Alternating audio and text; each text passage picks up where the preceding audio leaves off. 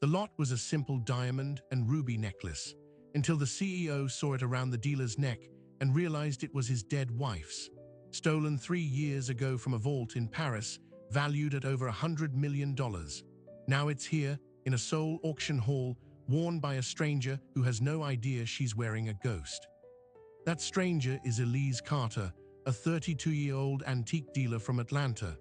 The CEO is Kim Jun-ho, whose wife's murder and the necklace's theft were never solved, and the auction house about to sell it never checked where it came from. This is the story of how a piece of evidence walked onto the global stage, and the single question that froze a room. How did a stolen ghost end up around the neck of the one person who couldn't possibly know? To understand how that necklace moved from a crime scene to a catalog, you have to start with two people 3 years apart, who both believed they'd lost everything. Elise Carter's world was built in a small Atlanta antique shop called Found Things. She learned the trade from her grandfather, a former history teacher. He didn't just sell objects, he sold their stories.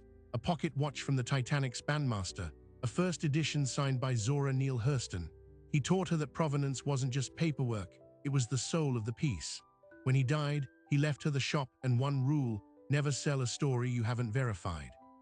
For 5 years, she built a reputation for finding lost treasures and giving them honest homes. Her clientele grew.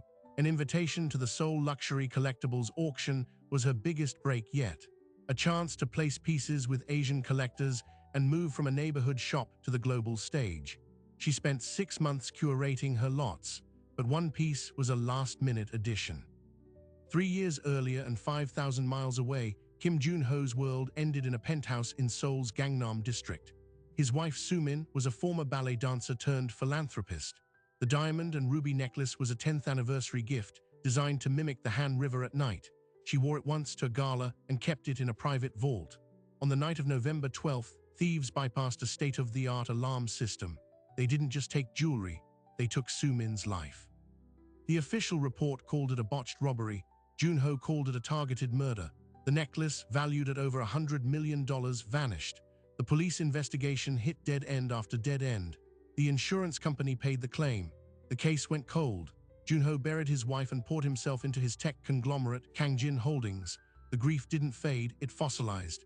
He kept a private investigator on retainer, a man named Seo, with one instruction: find the necklace. Find the people who took it. For 3 years, there was nothing. The bridge between these two worlds was a minor auction house in Glendale, California. Not Sotheby, not Christie, a house called West Coast Estates. They specialized in liquidating storage units and bankrupt estates.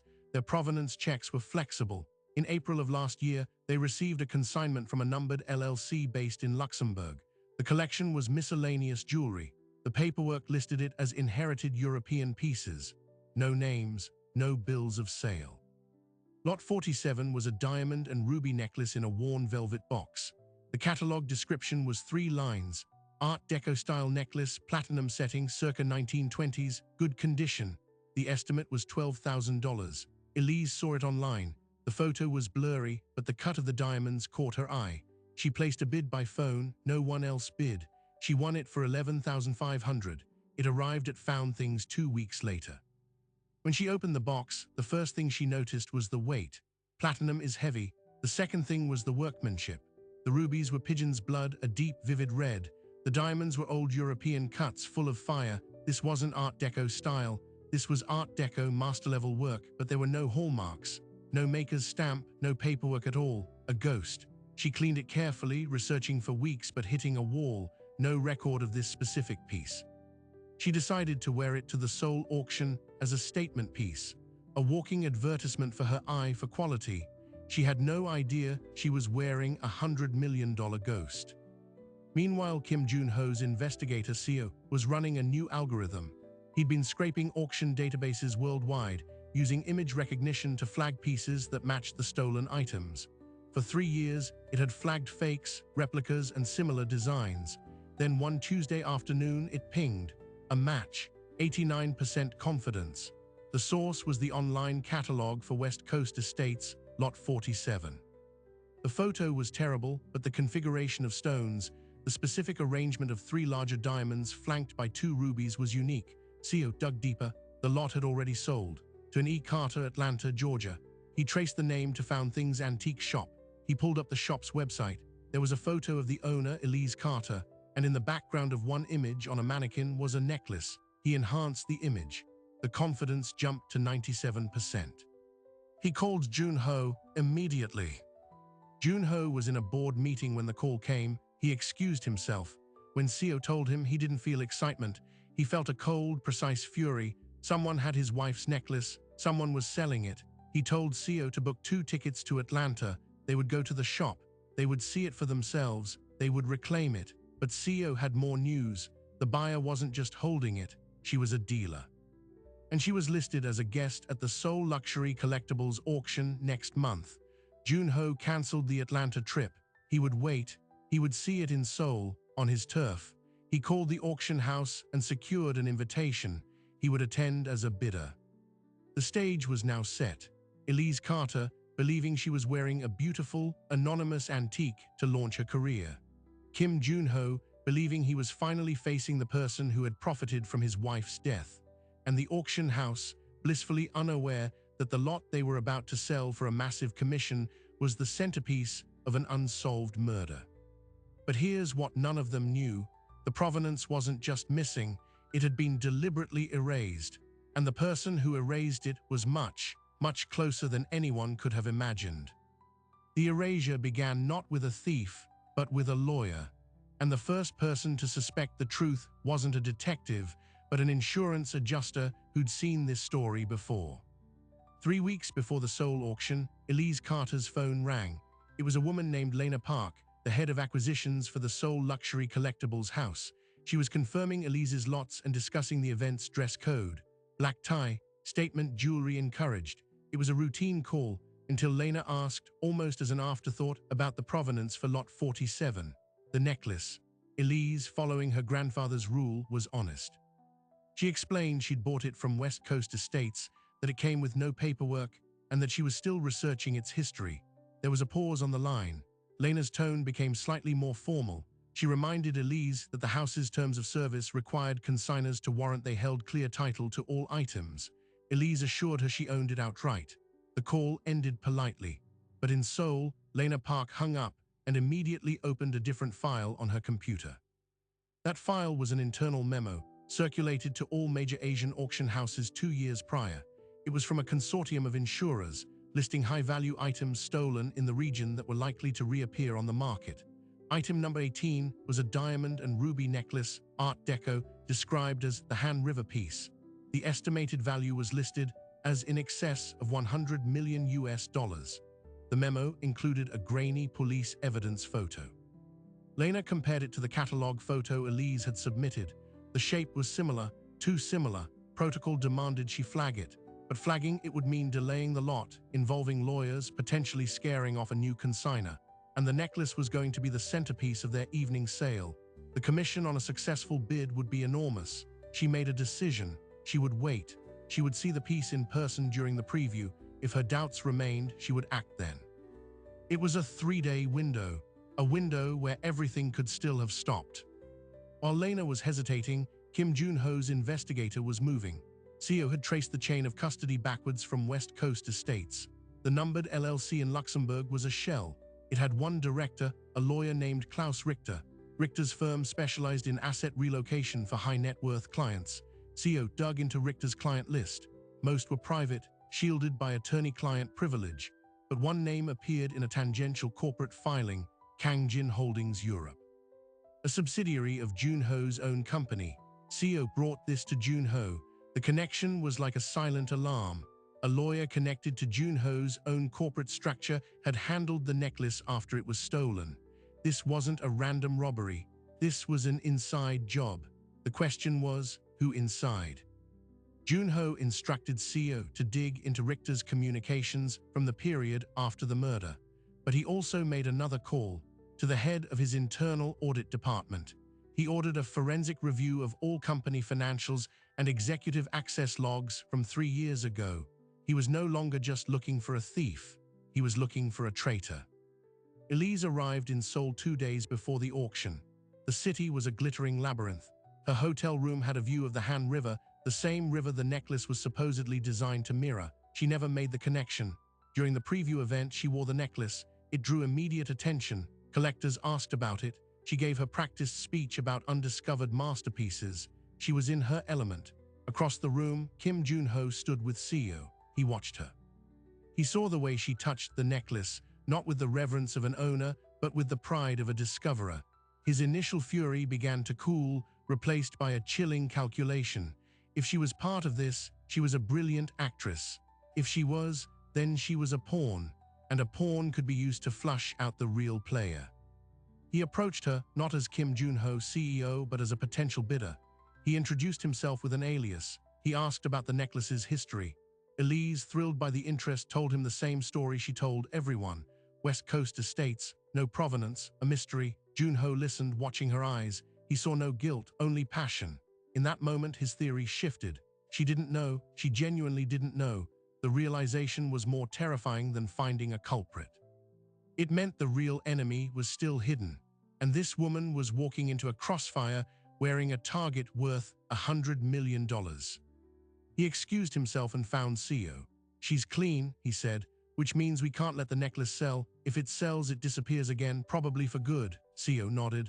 We alert the auction house now, but Jun-ho shook his head. If we alert them, they pull the lot quietly. The person behind this gets spooked and vanishes. We need a public stop. We need to trap them. He formulated a plan. He would wait until the necklace came up for bid. He would interrupt the auction. He would publicly identify it as stolen property. The resulting chaos would force everyone's hand. It was a risk. It would create a scandal, but it was the only way to smoke out the puppet master.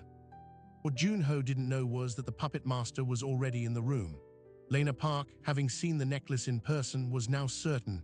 It was the piece from the insurance memo. Her career was on the line. If she let it sell and it was later revealed as stolen, the house would be liable for immense damages. She had to act. She went to her superior, the head of the auction house. She showed him the memo. He paled. But his calculation was commercial, not ethical. The auction was in 6 hours. The catalog was printed. Major clients had flown in. Withdrawing the lot now would cause a different kind of scandal. He made a decision. They would let the bidding proceed, but they would place a secret reserve on the lot, an astronomically high price no one would meet. The lot would fail to sell. They could then withdraw it due to lack of interest, investigate quietly, and avoid a public scene.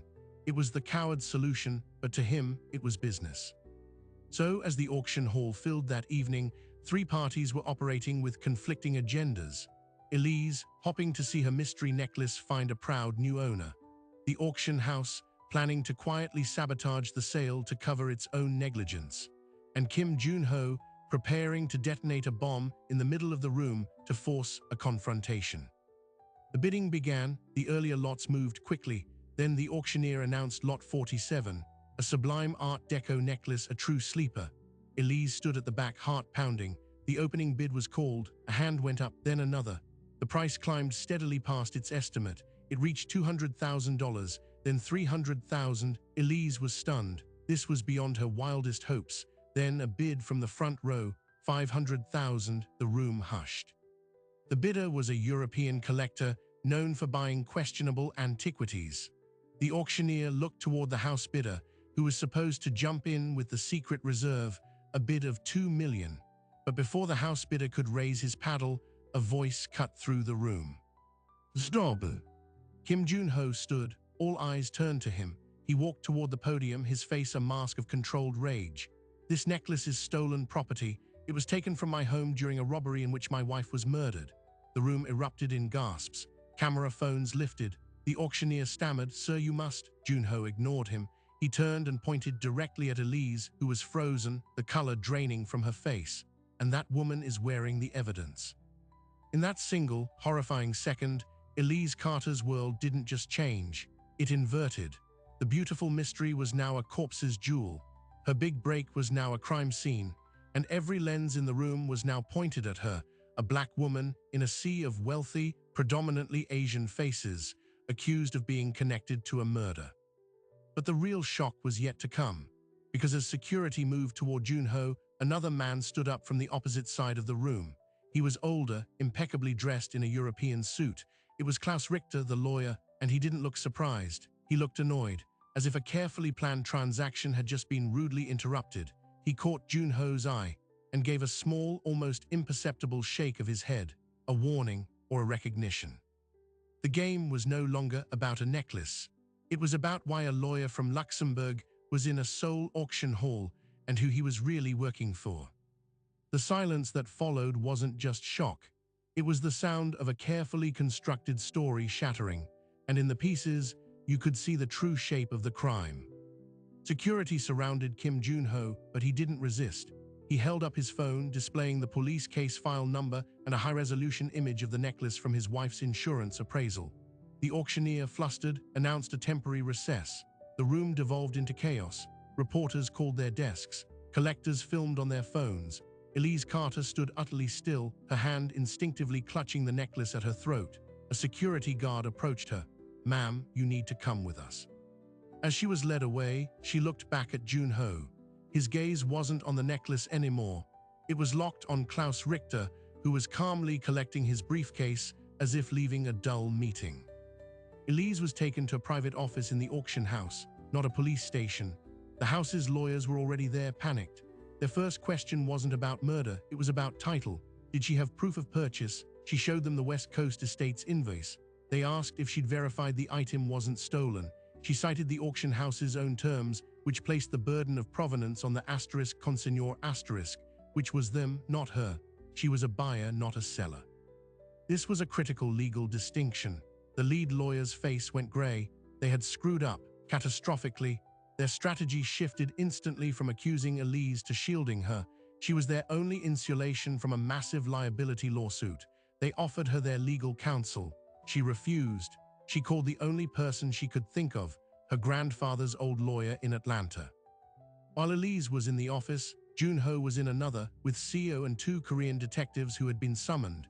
Junho presented his evidence: the cold case file, the image recognition match, the chain of custody leading to Klaus Richter. And then he dropped the bombshell: Richter's connection to Kangjin Holdings Europe. One detective whistled low. This was no longer a simple property crime. This was corporate espionage, potentially tied to a homicide. They asked Junho the hardest question: who in his company had the access and the motive? Before he could answer, CEO's phone buzzed. The internal audit team had found something. Across the city, Klaus Richter was in the back of a chauffeured car on the phone. "The contingency has been triggered," he said in German.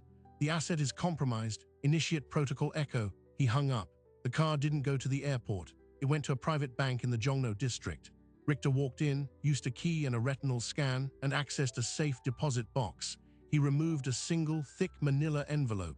He then drove to the Korean headquarters of Kangjin Holdings. He walked past reception, flashing a corporate ID that granted him unimpeded access, and took the elevator to the executive floor. He walked directly into the office of the chief financial officer, a man named Park Min-sik. Park was expecting him. "Is it done?" Richter asked. Park nodded, sweat on his brow. "The transfers are layered. They'll take weeks to unravel." Richter placed the envelope on the desk. "Your insurance policy as agreed." Inside were new identity documents, a passport, and access codes for a numbered account in Switzerland. Park was not just an accomplice. He was the inside man. 3 years ago, drowning in gambling debts to organized crime, he had orchestrated the theft. He knew the security system. He hired the thieves. The plan was to steal the necklace, have Richter's network fence it, and use the proceeds to clear his debts and embezzle company funds. The murder of Sumin was never part of the plan, a tragic, violent accident that turned a heist into a nightmare and forced them to freeze the asset for years. Park had been waiting, moving small amounts of money, hoping the heat would die down. The decision to finally move the necklace through the auction was his last, desperate play to cash out. Back at the auction house, Seo showed Junho the audit findings. Irregular fund transfers from a subsidiary to a shell company in the Cayman Islands, authorized by Park Min-sik. The timing, starting 6 months after the murder. The amounts matched the interest on Park's massive debts. Junho felt a nausea that had nothing to do with grief. His CFO, a man he'd trusted for 15 years, he told the detectives everything. An arrest warrant was drafted for Park Min-sik on charges of fraud, embezzlement, and conspiracy. But here where the story twists again. The police arrived at Park's apartment. It was empty. His passport was gone. They rushed to Kangjin headquarters. His office was clean, but his computer was still on. On the screen was a single word, "Sorry," and a file left open. It was a digital copy of the same insurance policy Richter had just delivered physically.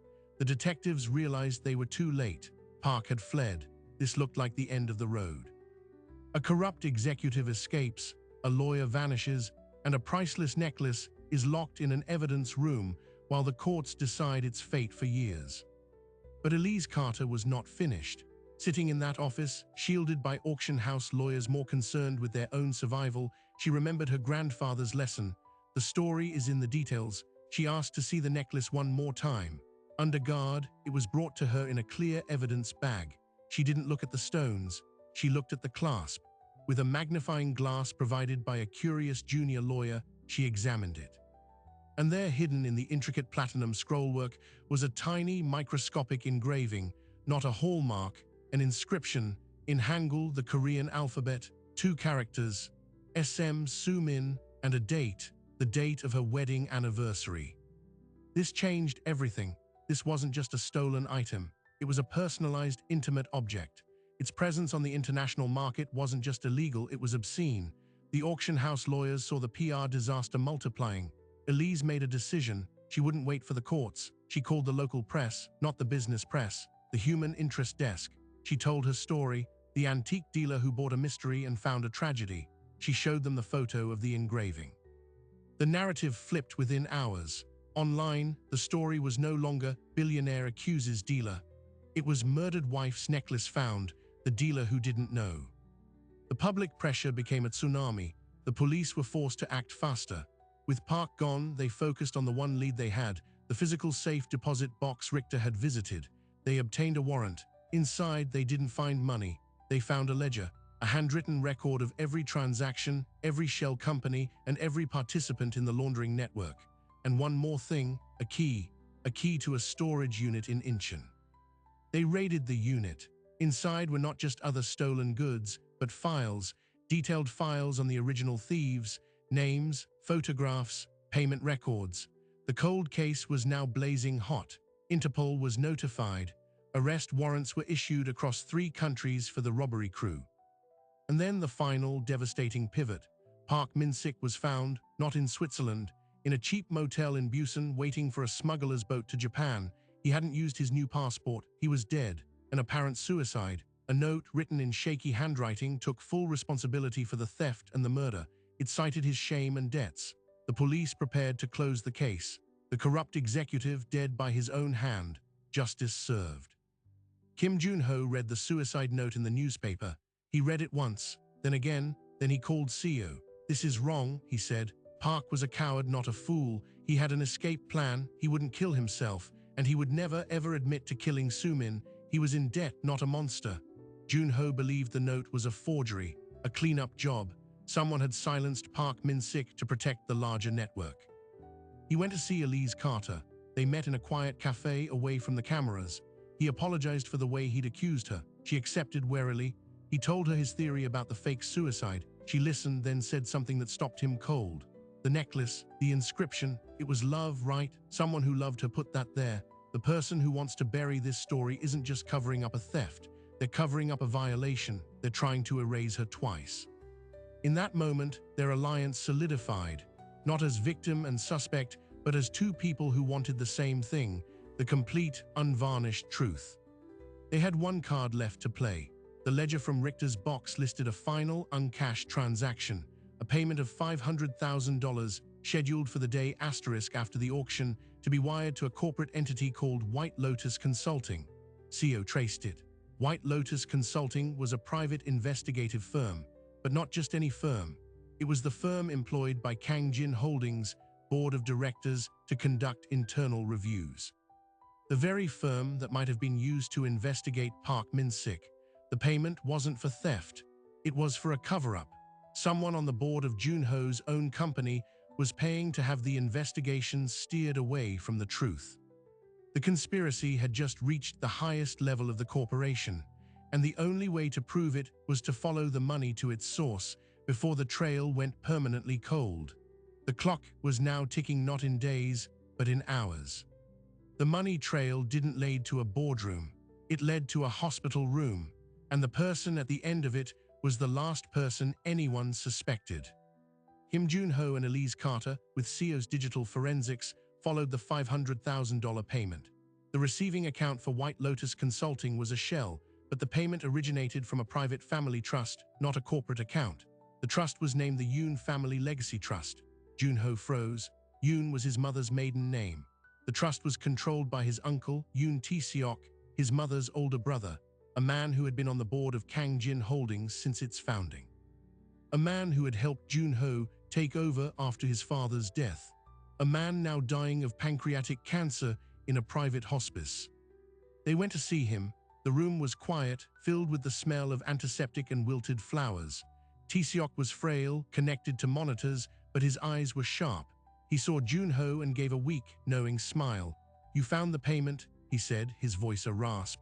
Jun-ho asked why sabotage the investigation into his own niece's murder. Tae-seok's answer rewrote the entire story. It wasn't about the necklace, it was about the company. Soo-min, Jun-ho's wife, had discovered something. She was auditing the family's philanthropic foundation as a hobby. She found irregularities. Millions of dollars were being funneled from the foundation into offshore accounts, then back into Korea to bribe officials for lucrative government contracts. The scheme was run by Tae-seok and Park Min-sik together. Soo-min confronted Tae-seok. She gave him an ultimatum: confess and return the money, or she would tell Jun-ho. Tae-seok panicked. He didn't order a murder, he ordered a scare. He hired the same crew Park used for the theft, but his instructions were to break into the penthouse, threaten her, and steal the necklace as a warning, a violent reminder of who held power. But the crew was amateur, high on meth. Soo-min fought back. One of them pushed her. She fell, hitting her head on the marble edge of a console. She died instantly. The crew, in a panic, took the necklace and fled. Tae-seok was devastated. He covered it up. He used his influence to steer the police investigation away from the corporate angle. He made sure it was labeled a random, botched robbery. He promised Park Min-sik a share of future contracts to keep him quiet. The necklace was too hot to move immediately, so it sat in a vault in Luxembourg for 3 years, managed by Klaus Richter. When Park's gambling debts became untenable, he pressured Tae-seok to let him sell it. Tae-seok, now dying and seeking absolution, agreed on one condition: the money would go to Soo-min's foundation to secretly repay what he had stolen. He hired White Lotus Consulting not to cover up the theft, but to ensure that when the necklace surfaced, the investigation would point only to Park, the greedy CFO, and not to the dying uncle. The $500,000 payment was for that service, a controlled burn. Park's suicide was not in the plan. Tae-seok believed Richter had double-crossed them, eliminating Park to tie up the loose end permanently. Jun-ho listened, his face stone. The man who had been a second father to him had caused his wife's death, not by intent, but by arrogance and greed. He asked the final question: "Did my mother know?" Tae-seok closed his eyes. "No, she would have turned me in herself." The next 72 hours were a whirlwind. Jun-ho faced an impossible choice: expose his uncle and destroy his family's legacy, or let the partial truth stand and allow Soo-min's real killer to go unpunished. Elise was the one who clarified it. She wasn't killed by a thief. She was killed by a secret. Keeping the secret is what lets the killer live. Jun-ho went to the prosecutors. He handed over all the evidence, including the recording of his uncle's confession, which Seo had captured on a hidden device. Yoon Tae-seok was placed under arrest in his hospital bed. He died 3 weeks later, before his trial could begin. The scandal rocked Korean business circles. Kangjin Holdings stock plummeted, then stabilized when Jun-ho implemented sweeping transparency reforms and merged Soo-min's foundation directly into the company's governance. The necklace, as key evidence, was held for another 6 months.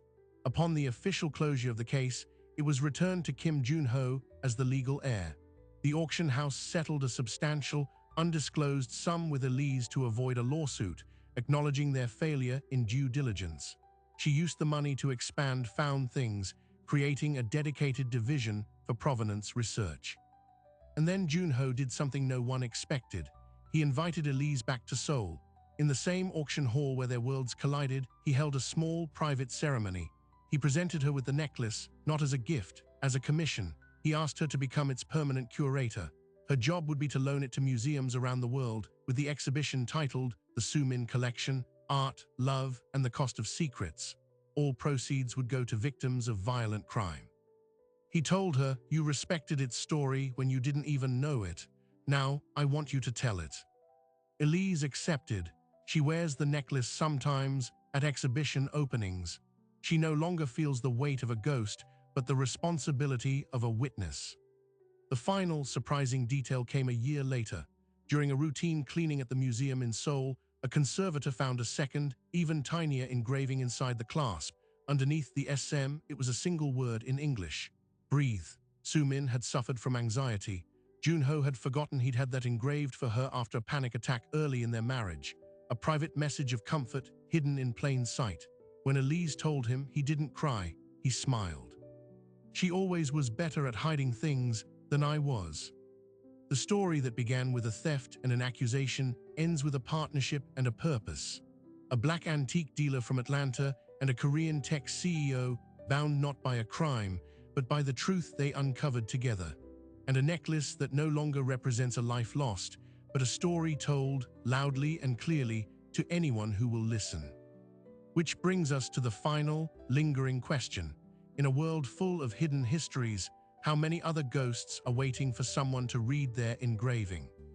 So the next time you see a beautiful object in a museum case or a shop window, you might wonder not just what it is, but who it loved, who it lost, and what it witnessed on its journey to get there.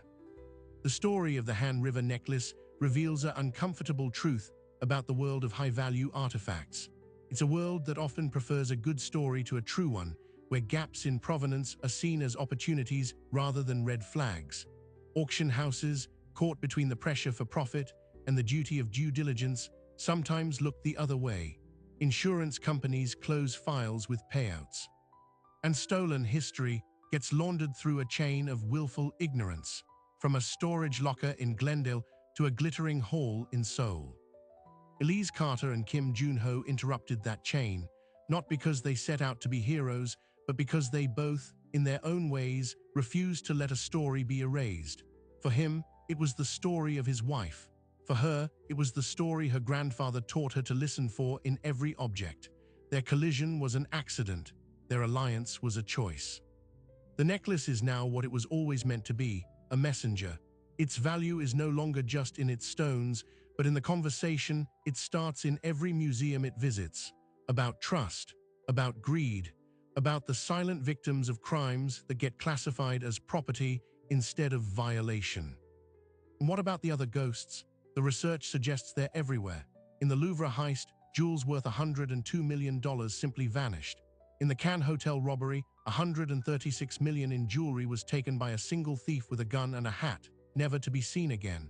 Most of it is likely broken down, melted, recut, its history deliberately destroyed for the value of its raw materials.